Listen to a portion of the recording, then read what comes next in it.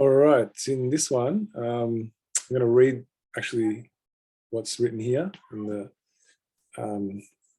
this image I've got. Now, where I got a lot of my information, the bulk of it's come from Practical Lawful Dissent. That's a group that was set up by David Robinson. So just a bit of history about him. He was mentored by Elizabeth Beckett. She was the daughter of, I think it was a Supreme Court Justice in the UK. And so she was already writing letters and she was going up as far as the Queen. And then I think she died. She had some kind of health concern. I think it was some kind of leukemia or something like that. But in that time, she had met David Robinson and he was lucky enough to be mentored by her. So he had spent the last 20 years, I think he died last year, November, actually understanding and trying to perfect this process. And he had a lot of successes. So he set up this group called Practical Lawful Dissent. Now, it's really important to understand the difference between dissent and rebellion. A lot of people use lawful rebellion. Rebellion actually means to work outside of the law, where dissent just means that you're actually dissenting against those who break the law, which are all these people who call themselves government. So that's really important to distinguish those two terms. So anyway, this is what I've got in the front of my door because I've had many visits by the police. So it says, under Article 61, I am lawfully bound to disobey all acts, statutes, and legislative laws.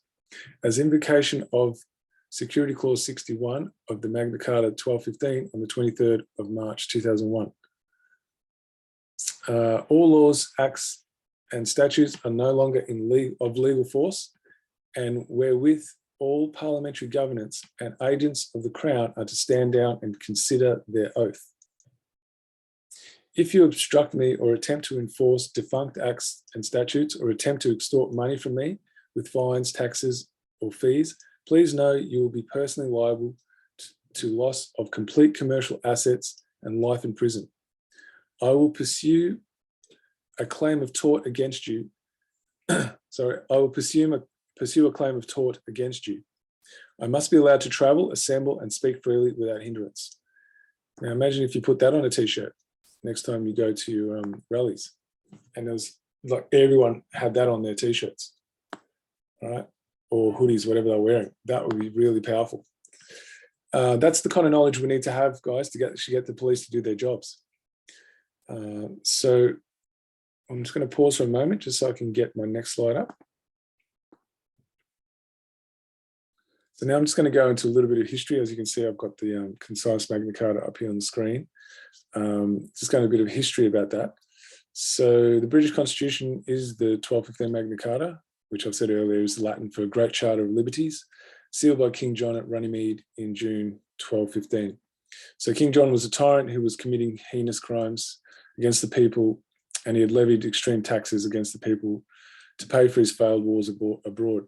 So a group of unhappy barons across the country had formed an association and were prepared to renounce him unless he gave them a guarantee that he would observe their rights. 7 years later, whoops, I think I've just made an error here. Just bear with me.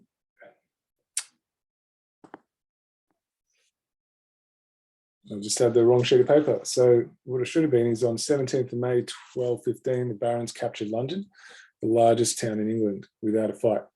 So with London lost and ever more supporters flocking to the side of the barons, John must have realised that he was in a dangerous position. So on 8th of June, John issued letters of safe conduct to the barons, requesting that they arrive at Staines to discuss terms of peace. Barons assembled in great numbers at Runnymede, a relatively obscure meadow that lies between the town of Staines and Windsor Castle, where King John was based. They arrived to repeat their demands and negotiate peace terms. So it was a peace treaty between the people's representatives, the barons, and the holder of the highest office in the land, which was King John. Magna Carta was the end result of negotiated terms between the barons and the king that started out as a series of articles that the barons presented to the king, to which he affixed his seal. The Magna Carta sealed and enshrined the people's inalienable rights into a codified document, which is the British Constitution.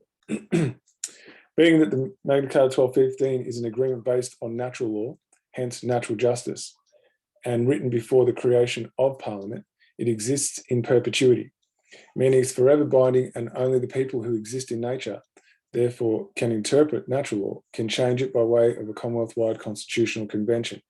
And that has never happened. As Parliament was not in existence when the 1215 Magna Carta was sealed, along with having no grant of authority to write constitutions, Parliament cannot rewrite, amend or repeal it. Further to that, it contains the very mechanism that is the defining principle of democracy and safeguard of the people's sovereignty, which I've discussed at great length. That being the trial by jury system, we have the Trinity.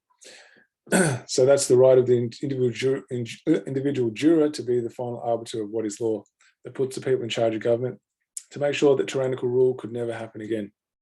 Furthermore, Article 61 of the Magna Carta 1215 is a security clause, which is a set of instructions to protect the people should those with ambitions to rule by domination, should I say, usurp the highest office of the land. And that's been happening pretty much since 1215. I think it was in the following year, when King John died, they gave his son the throne, his 9-year-old son. Now, remember that the Constitution forbids passing, someone's job, the highest job in the land, to your heirs. It's just like, if your dad's a brain surgeon, does that make you one, right? It's the same thing, it's still a job. And then, apparently he amended the Magna Carta, which he had no authority to do. So that's when it all started. Then 1297, after Parliament was created, they created a legislative rewrite, and then they started taking clauses out of it. And so when you do your Google searches and stuff, that's the kind of stuff you'll find, because they worked really hard to get knowledge of its true power and existence out of the collective conscience, because that was obviously going to kneecap them, like I've said many times before. So now I'm just going to bring up a slide to do with what Article 61 is. So, like I said, it's an instruction manual that unites the people. So we hear a lot of people saying we need to be united. Well, we actually have a mechanism by which we can not only unite, but restore the rule of law so justice can be done. Everything else you hear isn't going to do it like this, right? Because we have a constitution we agreed to well before the creation of Australia, and we are still bound to. And I can tell you now, I've used the step 2, the collective evidence process, and it has been very successful. So I'm speaking by experience, right? So the first step is to take the oath, which I'll see if I can bring it up. No, that's not it. Where's the oath? Oh, yeah. So I'm just going to bring up the oath and I'll read it out to you. Let's put that up. So that's the seal just here. So that's the tablets. That's to do with like the 10 Commandments, those inscribed. That's the hand. I can't remember. I think it's the hand of peace. Memory. So that's the imperial crown. See that with the concave. The one we see is the convex that goes like that down and drops. Well, that one is you'll see it's on the police, all the police badges. It's in the military. It's everywhere. Not this one, the other one. And that's the St. Andrew's crown. That's a Catholic crown. So it's telling you, and there's usually a wreath around it as well, which is symbolic of the Vatican. That handshake there, the multi-ethnic handshake, and that's the actual document that it was scribed on, the Magna Carta. That was the actual paper, parchment paper, or whatever it's called. I'm not sure. Now, I can't remember what that cross represents. So this is just really poor memory for me, but that's what you put on your documents when you're sending out notices, and this is your oath as well. So as you see, your name, your address, your date, and here's the oath of allegiance, I, and your name, in full knowledge of treason being committed in Parliament by delivering the sovereign peoples of this common law land into the hands of foreign powers, in understanding of some wrongs done by the present holder of the office of sovereign, from who I now transfer my allegiance according to the law of this land. I do so willingly and wholeheartedly enter into this lawful descent, and I solemnly swear upon my oath to obey the direction of the Lords of the Barons Committee, whom invoked Article 61 of the 1215 Magna Carta on the 23rd of March 2001 in accordance with royal command to do so. So that's really important. See, it says with royal command, right? That is what they were commanded to do. As long as said barons act strictly according to constitutional law at all times without deviation, until such time as redress of these present wrongs has been achieved.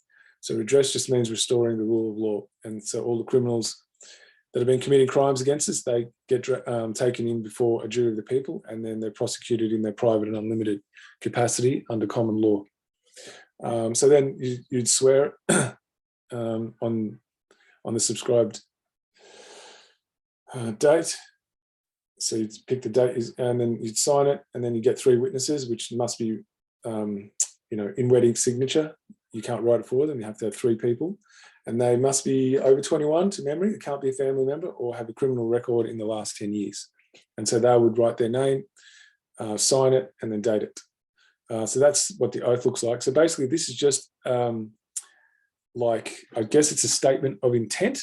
So when if you go into a court of law, not a legal law, this is proof of your intention, right? Because that's what it's all about. If you've listened to the previous ones, I've spoken about that the court is always establishing, the jury of the people are always trying to establish what the intent was, right? And so this is a statement that establishes your intent, right? This is evidence of it. So that's why it's so powerful. So even though it says you're swearing an oath to the barons, you're actually really swearing an oath to your protection, just via them as the conduit. That's just the way it's set up structurally. It doesn't actually mean that you're their property or anything like that, because they're not sovereign, because they're acting as a baron, they're acting as a man. So as soon as someone's acting in a role, that role is not the sovereign, right? It's you in your private capacity as a man or woman. That's when you're sovereign. So you are still higher than them. So just so that's sort of clear for people, just thought I'd really explain that. All right, so when we come back, we're going to go to the next one. I'll just bring up the slide again, which says collect the evidence. So step 2. So we're going to get into that one. And I'll probably do a little bit more on the actual, some history of the Magna Carta as well. All right, I'll see you on the flip side.